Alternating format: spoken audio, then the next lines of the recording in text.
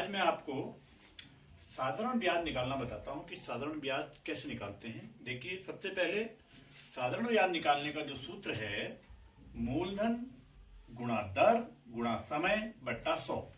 ये हमें याद रखना होगा कि साधारण ब्याज निकालने का जो सूत्र है, फॉर्मूला है, वो मूलधन गुणा दर गुणा समय बटा 100। अगर ये हमें याद रहेगा तो हम दिए गए प्रश्नों में से साधारण ब्याज निकाल सकते हैं। जैसे पहला प्रश्न है हमारा कि 5% वार्षिक ब्याज की दर से 300 रुपए का 5 वर्ष का साधारण ब्याज बताओ। ये हमारा पहला प्रश्न है। इसमें देखिएगा, सबसे पहले हमें यह ध्यान देना है कि हमको दिया क्या है और निकालना हमने साधारण ब्याज। साधारण ब्याज हमें निकालना है, तो साधारण ब्याज निकालने के लिए हमें मूलधन, दर और समय की आवश्यकता होगी और वह इस प्रश्न में दी है। देखिए, पहला प्रश्न मैं आपके सामने करता हूं। 5% वार्षिक ब्याज की दर, यह दर है। देखिए, इसमें हमें दर बराबर 5% दी गई है। समय 300 रुपए का 5% वार्षिक ब्याज की दर से 300 रुपए का, तो 300 रुपए जो है ये हमारा मूलधन होगा।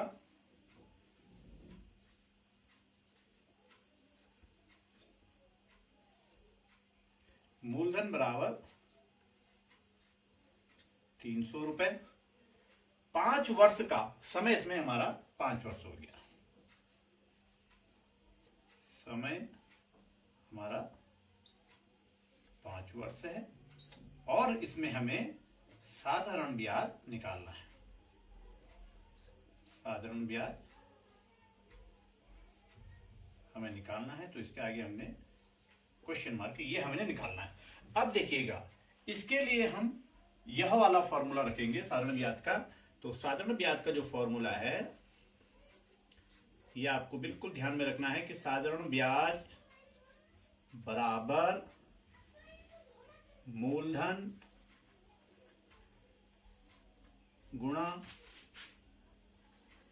दर गुणा समय बट्टा 100।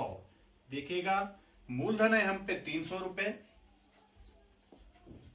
गुणा दर दी गई हमको 5%, 5, और समय दिया है हमको 5 वर्ष, और बट्टे में हम 100 रख देंगे। अब इसको हम सॉल्व करके काट देंगे। देखिएगा, इस जीरो से ये जीरो कट गया। अब हम पे जो बचा 3 पंजे 15 और 15 पंज 75 रुपए। साधारण ब्याज जो हमारा आएगा वो आया हमारा 75 रुपए। अगला दूसरा जो प्रश्न है हमारा, प्रश्न नंबर 2, ये देखिएगा मेरा बोर्ड में लिखा हुआ है।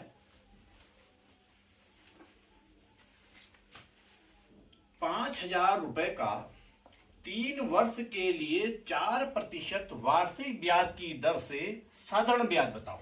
तो यही हमें देखना है। देखिए, हमें पता है कि साधारण ब्याज इसमें हमें बताना है, और साधारण ब्याज का जो सूत्र है, मूलधन गुणा दर गुणा समय, ये हमें ध्यान रखना है।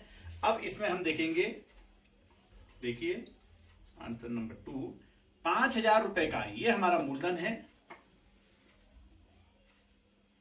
मूलधन बराबर 5,000 रुपए, ठीक है। अब देखिएगा, 3 वर्ष के लिए समय, इसमें हमारा 3 वर्ष है,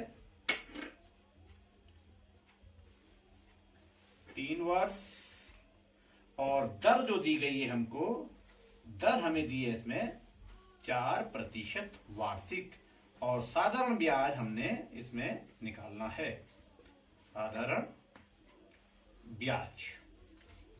अब देखिएगा बच्चों, साधारण ब्याज का हम सूत्र लिखेंगे। ये हमें मालूम है कि साधारण ब्याज निकालने के लिए सबसे पहले हम इसका फॉर्मूला लिखेंगे। साधारण ब्याज बराबर मूलधन गुणा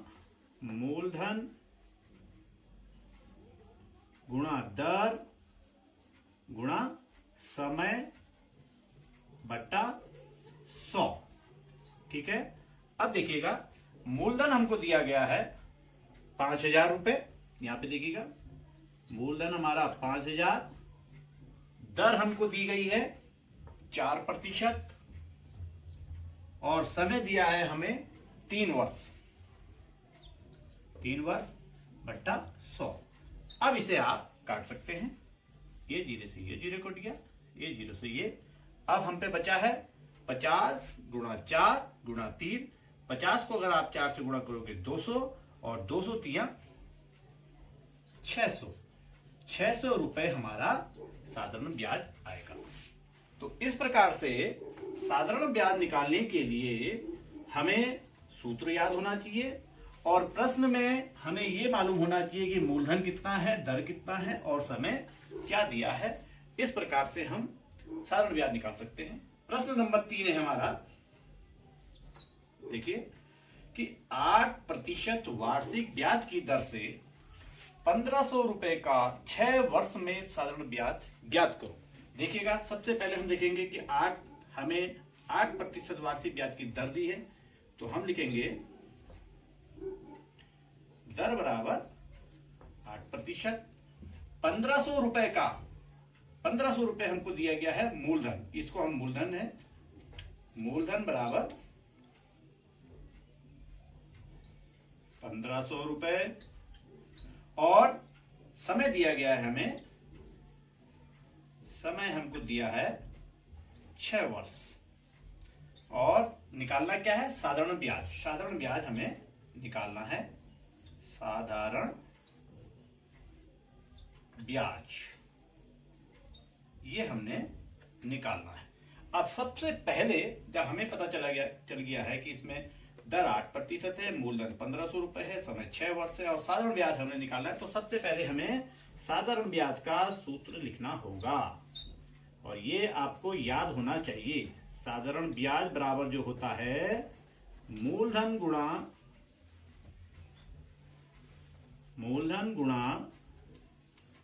दर गुणा समय बट्टा 100।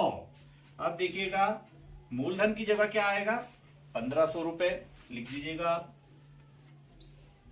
1500 गुणा दर हमको दी गई है 8%